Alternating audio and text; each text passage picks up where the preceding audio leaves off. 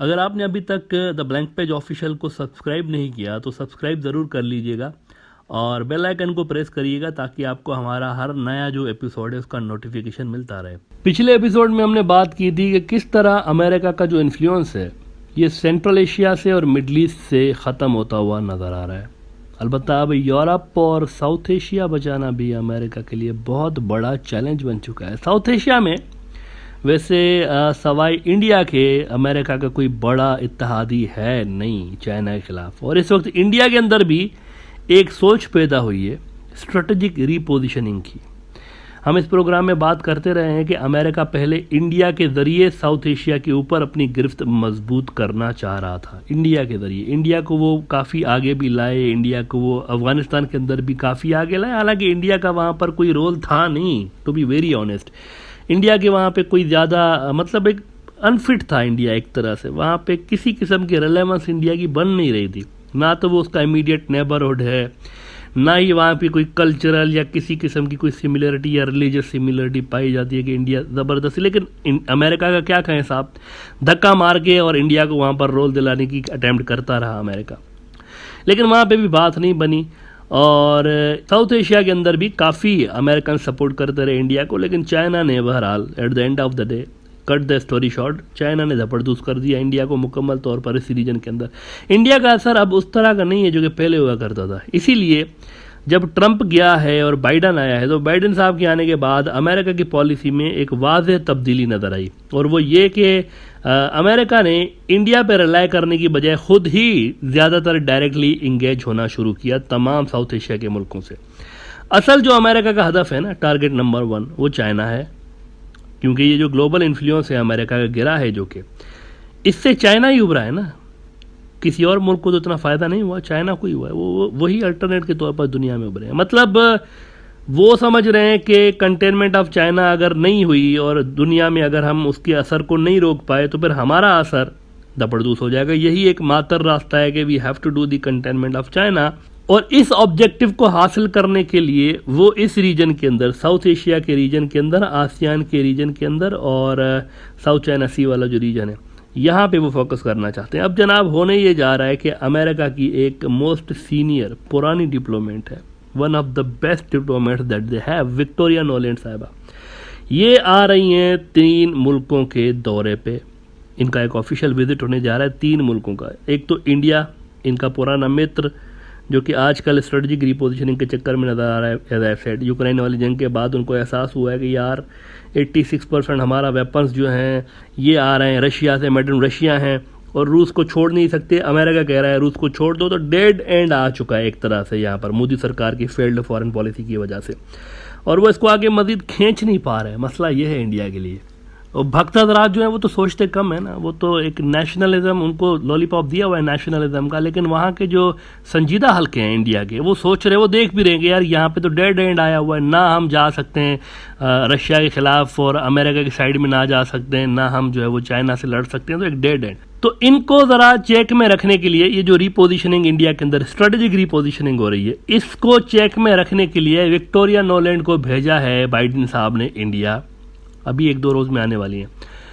पहला तो ये इंडिया का दौरा करेंगी, वहाँ से फिर ये श्रीलंका जाएंगी, उनके ऊपर भी दबाव बढ़ाने जा रही हैं कि चाइना से ज़रा आप खुद को डिस्टेंस करें, हम आपको फाइनेंशियल हेल्प देंगे। असल में देखें मसला ये हुआ है श्रीलंका के साथ कि उनकी इकोनॉमी का बड़ा हिस्सा जो है वो टूरिज्म पे डिपेंड करता है। ये बड़ा खूबसूरत मुल्क है श्रीलंका, लाखों करोड़ों लोग घूमने आते हैं हर साल, तो बड़ा पैसा वो जनरेट करते हैं टूरिज्म से। लेकिन कोविड की वजह से क्या हुआ कि टूरिज्म तो जबरदस्त हो गया ना, लेकिन उसका इम्पैक्ट आ गया इकोनॉमी के ऊपर, इकोनॉमी बैठ गई श्रीलंका की, जिसको फिर वेस्टर्न और इंडियन मीडिया चाइना का डेब्ट ट्रैप ये सब कुछ कहकर ड्रामेबाजी झूठ बोलते रहे कि चाइना के डेब्ट ट्रैप की वजह से हुआ है। तो वहाँ भी वो आ रही हैं, उनको भी लॉलीपॉप देने आ रही हैं श्रीलंका वालों को। तीसरा वो आ रही हैं बांग्लादेश। फाइनेंशियल एक्सप्रेस ये खबर लगा रहा है कि US under secretary Victoria Nolan due Saturday, एक लंबा चौड़ा डेलीगेशन इनके साथ होगा, इसमें बिजनेस कम्युनिटी के लोग होंगे और ये सारे। लेकिन यहाँ उनके आने के असल जो मुद्दे हैं, मेन मुद्दे 2 हैं, 2 मेन मुद्दे हैं।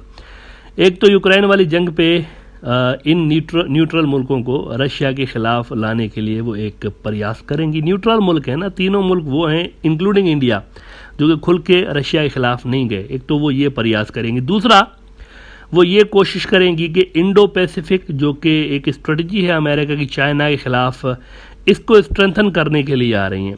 ये अमेरिकन स्टेट डिपार्टमेंट की, यानी जो यूँ समझे कि इनका जो फॉरेन मिनिस्ट्री है उसको स्टेट डिपार्टमेंट कहते हैं, इसमें तीसरे नंबर पर बड़ी ऑफिशियल हैं।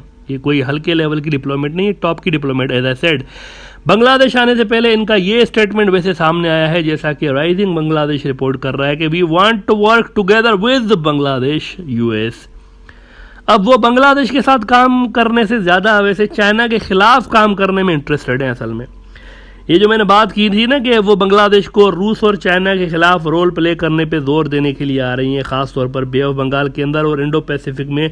अमेरिका चाहता है कि श्रीलंका और बांग्लादेश दोनों मिल जाएं इंडिया के साथ और मिलकर काम करें, स्ट्रेटजिक अलाइंसेस बनाएं और कंटेनमेंट ऑफ चाइना में हमारी मदद करें। राइजिंग बांग्लादेश विक्टोरिया नोलैंड को कोट करते हुए लिख रहा है। अब जरा विक्टोरिया नोलैंड का ये बयान सुने, आपको खुद ही समझ में आ जाएगा कि वो यहाँ पे क्यों आ रही हैं। वो कह रहे हैं कि उन्होंने कहा है कि Bangladesh and the US will work together to protect democracy and human rights at the time when Russia is invading Ukraine. You see, आ गई ना दिल की बात ज़बान पे। रूस भी एजेंडा है इनकी इस विजिट में, चाइना के साथ साथ रूस भी एजेंडा है। वो कह रही है कि at a time when Russia is invading Ukraine in the changed world situation and international law and human rights are under threats. ओहो, इनके जो इत्तेहादी हैं अमेरिका के, इंडिया को देख लें आप। इंडिया के अंदर वहाँ पे हिंदुत्व के जो गुंडे हैं ज़बरदस्ती मुसलमान, सिख और ईसाई बच्चों को भगवत गीता पढ़ाने के लिए वो चक्कर में लगे हुए हैं। कानून पास किए उन्होंने, गुजरात में भी पास कर दिया उन्होंने।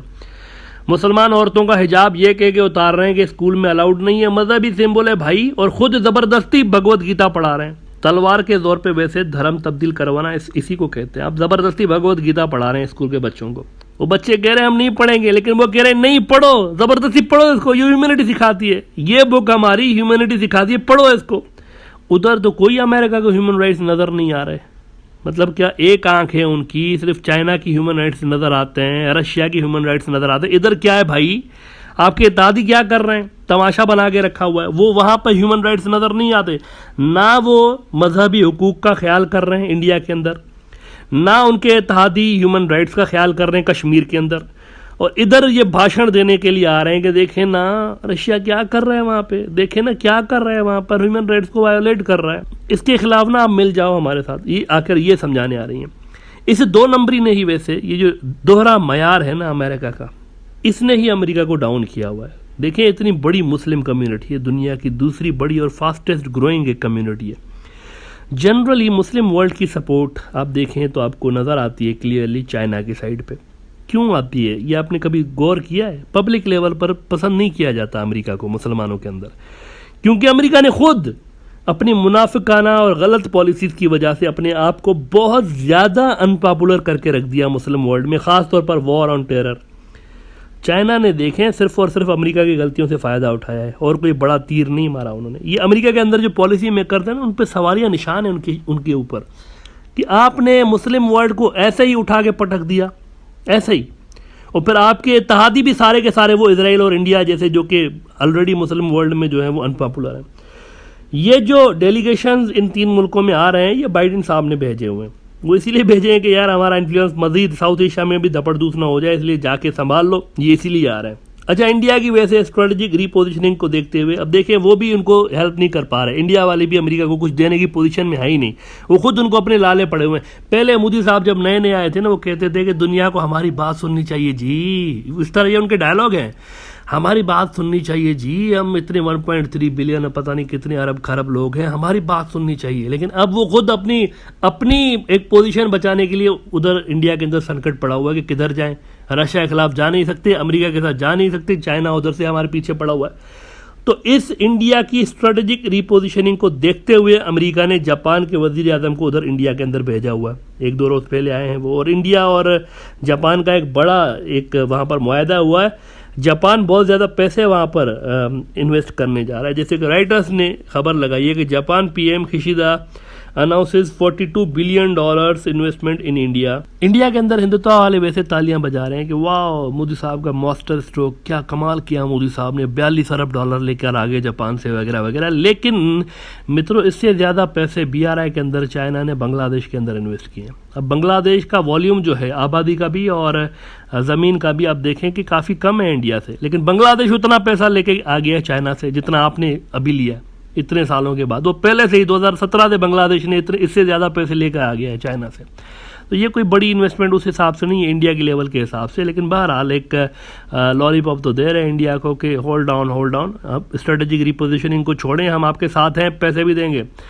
इससे पहले भी अगर आप देखें ना, जापान ने भारी इन्वेस्टमेंट्स अनाउंस कर रखी है इंडिया के अंदर, लेकिन मसला ये है कि प्रॉमिस तो की जाती है, इन्वेस्टमेंट आती नहीं है।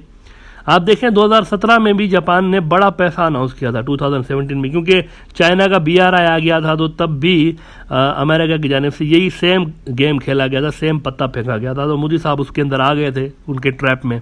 शीशे में उतारना जानते हैं अमेरिका से अच्छी तरह से।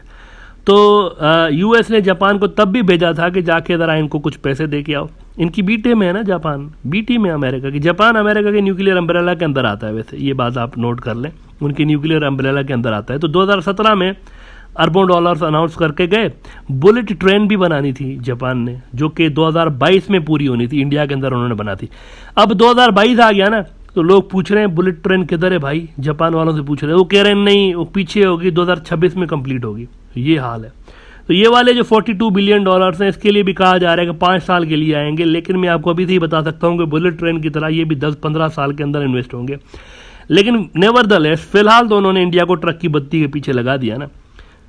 तो ये इंप्रेशन देने के लिए उन्होंने इतने सारे पैसे लगाए हैं कि अमेरिका के साथ सब मिल जाए, बांग्लादेश भी मिल जाए, श्रीलंका भी मिल जाए, और पैसे भी मिलेंगे, इन्वेस्टमेंट भी आएगी, लेकिन बदले में ये होगा कि चाइना को छोड़ना पड़ेगा। अलबत्ता बांग्लादेश कम से कम इस ढकोसले के अंदर आता हुआ नज़र नहीं आ रहा, इसके चांसेस कम है। उनकी एक strong strategic partnership already form हो चुकी है चाइना के साथ। इसको चेंज करना काफ़ी मुश्किल है बांग्लादेश के लिए भी। ऐसा हो नहीं सकता कि एक दिन में जंप मार के उस कैंप में चले जाएं, फिर इस कैंप में चले जाएं।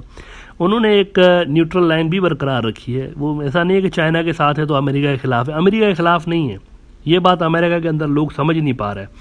पाकिस्तान हो या श्रीलंका हो या बांग्लादेश हो, ये जो चाइना के साथ वाले मुल्क हैं, ये अमेरिका के खिलाफ नहीं है, इसको समझना ज़रूरी है। हाँ वो चाइना के साथ हैं, स्ट्रेटेजिक पार्टनर्स हैं चाइना के, लेकिन एंटी अमेरिका नहीं है। This is the point. America के अंदर जो पॉलिसी मेकर्स हैं वो चाह रहे हैं कि ये एंटी चाइना बन जाए, ये पॉसिबल नहीं है। मतलब वो एक बिल्कुल 360 डिग्री का एक यू टर्न चाहते हैं इनकी पॉलिसी में, ये होना नहीं है। ये आज की दुनिया इस तरह की नहीं है कि बिल्कुल एक मुल्क रातों रात 360 डिग्री का टर्न मार के और उधर चला जाए। This is not possible. तो ये दौरा मेरे ख्याल से फ्लॉप होगा। इंडिया के अंदर कामयाब होगा, बाकी 2 मुल्कों के अंदर कामयाब होता हुआ नज़र नहीं आ रहा विक्टोरिया न्यूलैंड का दौरा।